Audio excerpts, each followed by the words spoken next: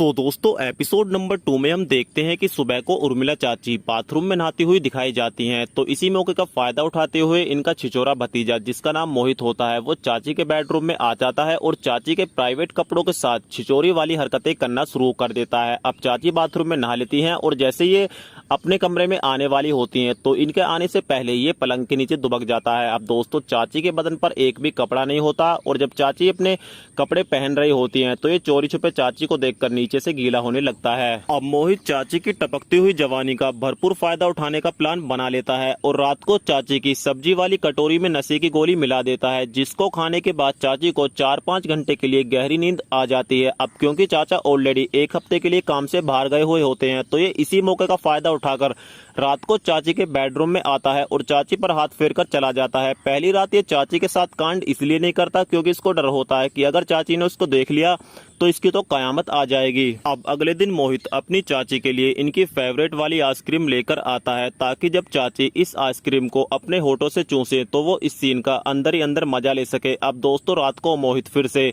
अपनी चाची के सब्जी वाली कटोरी में नशे की गोली मिला देता है और मौका देखते ही फिर से रात को चाची के कमरे में आ जाता है। अब चाची फिर से गहरी नींद में सोई हुई होती हैं और ये चाची पर हाथ फेरना शुरू कर देता है, लेकिन इस बार दोस्तों चाची अंगड़ाई लेना शुरू कर देती हैं, जिस सीन को देखकर ये घबरा जाता है और यहाँ से पतली गली से निकल लेता है।